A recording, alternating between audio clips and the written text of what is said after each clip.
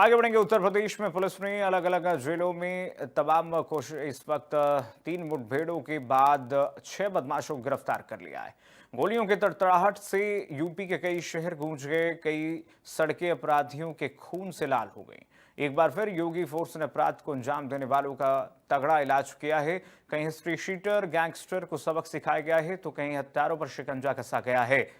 और इन सभी कार्रवाई से योगी फोर्स ने कानून के धज्जियां उड़ाने वालों को बता दिया कि नहीं समझोगे बोली तो खाओगे गोली। योगी फोर्स की गोली खाओगे। फिरोजाबाद में हिस्ट्री शीटर गैंगस्टर मुठभेड़ में पकड़ा गया तो वहीं बहराइच में पुलिस ने मुठभेड़ में 4 को गिरफ्तार किया। बुलंदशहर में पुलिस और इनामी बदमाश की मुठभेड़ हुई जिसमें इनामी बदमाश इमरान गिरफ्तार हुआ है। 3 तस्वीरें आपकी टीवी स्क्रीन पर दिखा दें। इस वक्त बुलंदशहर, बहराइच, फिरोजाबाद जिले की तस्वीरें। तीनों अलग अलग जिले में 3 जगह एनकाउंटर होता है और तीसरे दिन लगातार योगी फोर्स का एनकाउंटर। ये कहते हुए मानिए कि अगर सही से नहीं रहोगे, कायदे में रहोगे तो फायदे में रहोगे, नहीं तो ये गोली खाओगे। ये तस्वीरें आप देखिए बुलंदशहर, बहराइच और फिरोजाबाद में किस तरीके से दौड़ा दौड़ा करके पुलिस ने जो ठोका है बदमाशों को, उससे इनके अंदर जो एक बार फिर से अपराध के मंसूबे जग रहे थे उनको कुंद कर दिया गया है।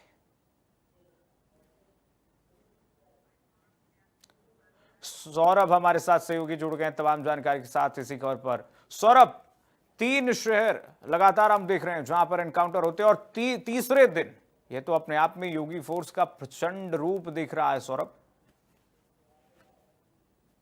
बिल्कुल, देखिए आपने बिल्कुल ठीक कहा कि नहीं मानोगे बोली तो फिर खाओगे गोली। निश्चित रूप से पूरे उत्तर प्रदेश के अंदर क्राइम को लेकर पूरी तरीके से पुलिस जो है वो सड़कों पे है। अगर कहीं कोई घटना इस प्रकार की संज्ञान में आती है तो उस पर कड़ी कार्रवाई की जा रही है। फिरोजाबाद में भी रंगदारी मांगने के मामले में 10 लाख रुपए की रंगदारी मांगने का आरोप है और जो वादी था उसने मुकदमा दर्ज कराया था, पुलिस को सूचना दी थी, जिसके बाद पुलिस एक्टिव मोड पे आई।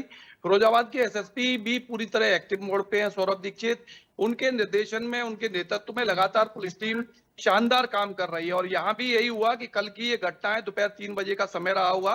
इलेक्ट्रिक की दुकान चलाने वाले एक व्यक्ति द्वारा पुलिस को सूचना दी गई कि उसके दुकान पर आकर एक व्यक्ति जो है, जो हिस्ट्री शीटर है, वो रंगदारी मांग रहा है, 10 लाख रुपए की रंगदारी मांग रहा है और ना देने पर उसने हवाई फायर भी किया जो कि दीवार में जाके लगा। जब पुलिस को मामले की जानकारी मिली, पूरी पुलिस एक्टिव हो गई और कई टीमें गठित की गई और इसका परिणाम ये रहा कि बीती रात ही ये जो हिस्ट्री सीटर भी है, एचएस है थाना उत्तर क्षेत्र का, इसको जो है मुठभेड़ के दौरान गिरफ्तार कर लिया गया। जब पुलिस इसको गिरफ्तार करने गई, दबिश देने गई, तो इसने गोली चलाई। लिहाजा पुलिस को गोली आत्मरक्षा चलानी पड़ी और वो हिस्ट्री सीटर है राम प्रकाश और 27, इसको गिरफ्तार किया गया है।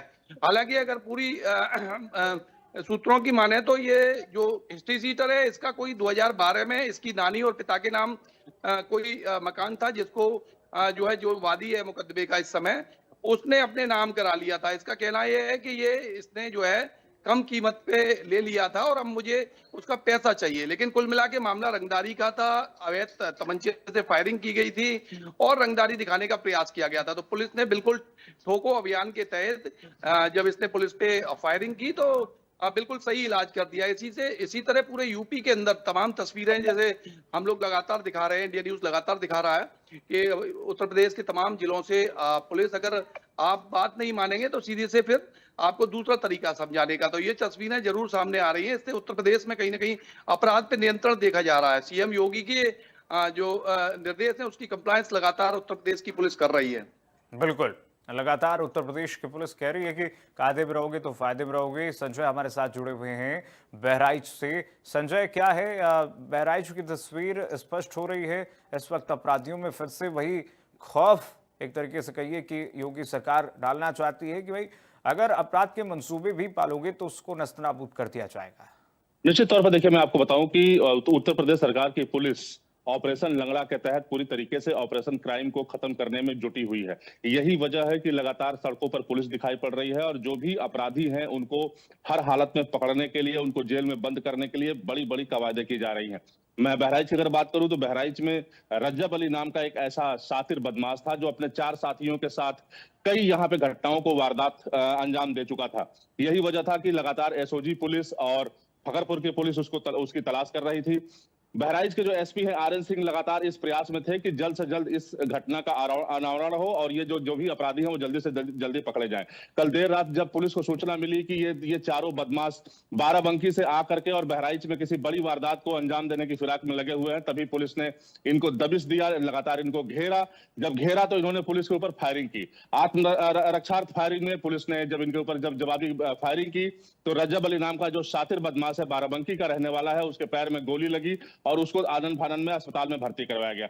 साफ तौर पे कहा जा सकता है कि पूरी तरीके से उत्तर प्रदेश में क्राइम का सफाया करने के लिए योगी की जो पुलिस है वो लगी हुई है और लगातार जो भी बड़ा अपराध कर रहा है उसके खिलाफ बड़ी कार्रवाई की जा रही है, क्योंकि योगी ने पहले ही कह दिया था कि अगर कायदे में रहोगे तो फायदे में रहोगे। लेकिन कुछ ऐसे अपराधी हैं जो कायदे में रहना नहीं चाहते हैं। यही वजह है कि पुलिस उनको पकड़ करके और उनको वो दिखाना चाहती है वो देखना चाहते हैं, क्योंकि अपराधी ये शायद ये नहीं भूल चुके हैं कि वो अगर पकड़े जाएंगे तो निश्चित तौर पर उनके ऊपर ऐसा इस्तेमाल होगा कि शायद उनकी 7 पुश्तें याद करेंगी। और यही वजह है कि बहराइच की पुलिस पूरी तरीके से मुस्तैद है और लगातार पुलिस अधीक्षक आरएन सिंह के निर्देश में ये बड़ी बड़ी कार्रवाई हो रही है और लगातार बड़े बड़े खुलासे किए जा रहे हैं। हालांकि चारों बदमाश पुलिस की गिरफ्त में है, उनसे पूछताछ की जा रही है।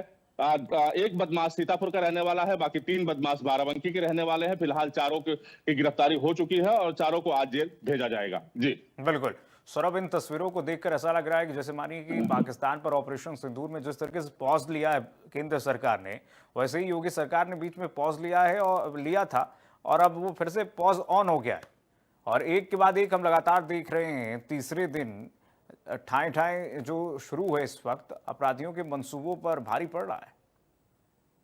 बिल्कुल आपने सही कहा। देखिए, केंद्र की सरकार जिस तरह आतंकवाद के खिलाफ कार्रवाई मुंहतोड़ की ऑपरेशन सिंदूर के तहत, उसी तरीके से सीधे तौर पे उत्तर प्रदेश के मुख्यमंत्री योगी आदित्यनाथ का साफ मैसेज है कि अपराध के लिए उत्तर प्रदेश में बिल्कुल जगह नहीं है। इसका परिणाम लगातार हम लोग दिखा रहे हैं कि लगातार जहां भी जिस जिले में वैसे समझाया जा रहा है कि मान जाओ, बात अगर मानोगे, अपराध नहीं करोगे तो उत्तर प्रदेश में कहीं कोई दिक्कत नहीं है। लेकिन अगर अपराध की नीयत आप रखते हो किसी भी तरीके से, आपके मंसूबे जो भी हों, लेकिन अगर आपने अपराध की ठान ली है तो फिर ठाए ठाए जरूर हमारी तरफ से होगी। और हमारे उत्तर प्रदेश की पुलिस इतनी सक्षम है और ये लगातार आ रही है। फिरोजाबाद की अगर बात कर लें, फिरोजाबाद की जो पुलिस मुखिया है सौरभ दीक्षित, वो अपने आप में खुद उनकी जो पुलिस की कार्यप्रणाली है वो इतनी सख्त है कि अपराधी थर-थर कांपते हैं और उनके नेतृत्व में पूरी जनपद की पुलिस जो है वो एक्टिव मोड में काम कर रही है। यहाँ अपराध हुआ नहीं, वहां वर्कआउट हुआ। मतलब आप समझिए कि 24 घंटे से पहले परिणाम सामने है। तो ये मैसेज है अपराधियों के लिए कि भाई अगर आप बिल्कुल भी हरकत करेंगे,